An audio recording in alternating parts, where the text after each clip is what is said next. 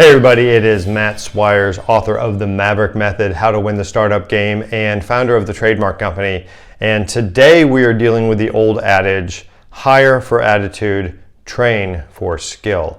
One of my old friends once said if 50% of his hires at his company works out, he's doing pretty well. And I think that, when we chat about hiring for your business, most people, or a lot of people, will look at resumes alone and then maybe do a little bit of a personality interview and then hire somebody, and a lot of times they just don't work out. And that's because you really haven't dove deep into their attitude and the employees. Are they going to be a good fit for you and your culture based upon where they sit? I can remember, a long time ago, we had effectively a friend that went to premier law schools, graduated tops of his class, all that sort of stuff. But when he got out, he went to work for one of the, biggest and most, the best law firms in Washington, D.C. And he washed out within 6 months because his attitude was he wasn't going to work beyond 9 to 5. And as most people realize when they get into the practice of law, well, that's just not a thing. You've got to be willing to work the long hours and such. So hiring for attitude, training for skill is, very much a requisite. Okay. So what do we look for at the Trademark Company and any other business I've ever been associated with, when, we're doing the hiring process?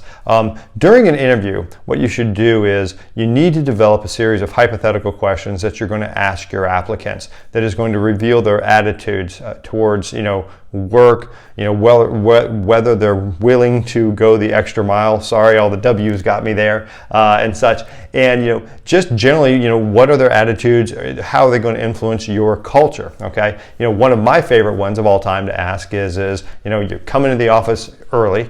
It's already implying, hey, you may come in and work early every once in a while, but you come into the office early at 7:30 in the morning, you're sipping your cup of coffee, and suddenly you realize the internet is out in the office. What do? And I'm always amazed at the variety of answers that you get. But to me, the proper answer is usually well, I would text my boss, my manager, or whatnot, and say, hey, the internet's out. Who's the IT manager? Can we get this going by the time everyone gets here at 9 a.m.? Something like that. I'm always amazed that some people be like, well, I just go home and wait for you to call me back in. Okay, thanks for that attitude. Or I would just sit there and sip my coffee until someone else did something. Well, that reveals an attitude of, well, let somebody else do it. And I understand it's not in their job description, but they can at least alert somebody, hey, we have an issue here. And that's a really good attitude thing to try to reveal during an actual interview. You come up with your own hypotheticals, but I strongly suggest having these hypotheticals, obviously, that are within the realm of Title VII and workplace laws, but Title VII, but hypotheticals within your business, whatever your business model is, that's going to reveal what they're going to do in those situations should they ever occur. And that's going to let you know a lot about them before you make the investment of actually hiring them. And then, of course, the second thing is once they get on board and you get them through the actual process and you've assured that they've at least said the right things on the attitude, you train them for skill, right? Because again, the resume should tell you what requisite skills they have, and so you should be able then to train them for the skills that you need on a day-to-day basis for your workplace, all right?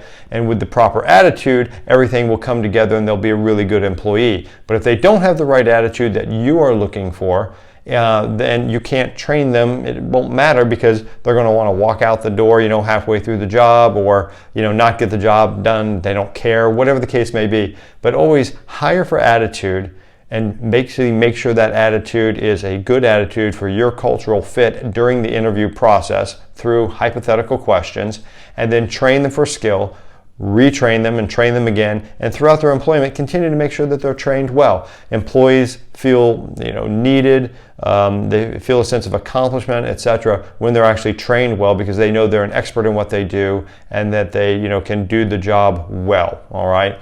So again, dealing with the old adage of hire for attitude, train for skill should help you to get above that 50% ratio of good employees versus bad hires for you. Not necessarily bad people or bad employees, just bad hires for you. Hope this has been somewhat helpful. Leave comments, thoughts down in the comment section. And of course, there's more about this in the book if you're interested. Thank you for watching. Take care.